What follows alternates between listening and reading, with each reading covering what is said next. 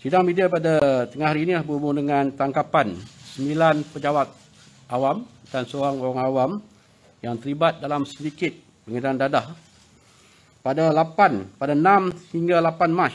Jabatan Setiausaha Jenayah Bukit Aman, Jabatan Setiausaha Jenayah Narkotik Bukit Aman dengan kerjasama Jabatan Setiausaha Jenayah Narkotik Johor telah melancarkan 3 serbuan di sekitar Johor Bahru dan Putrajaya. Dan dalam operasi ini kita telah berjaya menahan 10 suspek lelaki warga negara Malaysia berumur lingkungan 33 hingga 49 tahun yang dipercayai terlibat dalam aktiviti pengedaran dadah. 9 daripada suspek yang ditangkap adalah pejabat awam yang bertugas di sebuah agensi penguatkuasa di Putrajaya.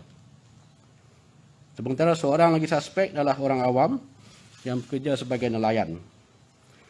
2 tangkapan awal yang dilancarkan oleh Jabatan Setiausaha Jenayah Narkotik Johor Bahru, susulan daripada tangkapan tersebut, 2 tangkapan tersebut, Jabatan Setiausaha Jenayah Narkotik Bukit Aman telah melancarkan satu lagi operasi dengan daya menangkap 8 lagi pejabat awam yang ditangkap di Putrajaya, tuan-tuan.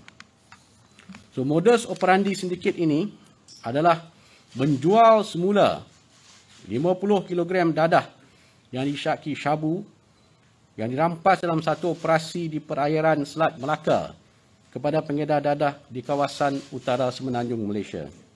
Dadah yang dirampas tersebut cuba diseludup oleh satu sindiket yang bergerak aktif di Banting, Selangor untuk pasaran di Dumai, Indonesia. Sindiket ini dicari mula aktif sejak pertengahan bulan Februari tahun ini.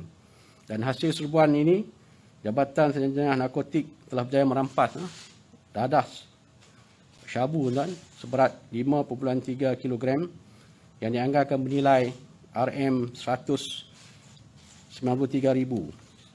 Dan jumlah dadah yang rampas ini boleh digunakan oleh seramai 26 juta orang penagih dadah.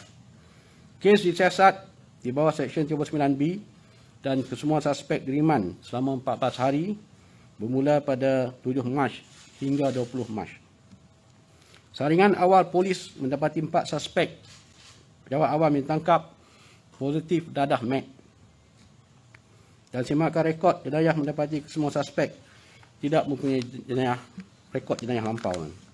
Tindakan juga telah diambil di bawah Akta Dadah Membahaya Pelucut Hakkan Harta, di mana kami telah menyita pelbagai aset yang dianggarkan bernilai RM195,000, termasuklah kenderaan dan sebagainya, tuan-tuan. Dan nilai keseluruhan rampasan dadah dan sitaan harta adalah RM388,000, tuan.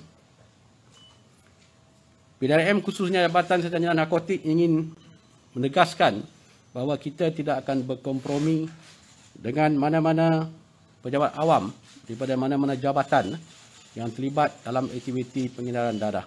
Mereka pasti akan ditangkap dan akan dibawa ke muka pengadilan.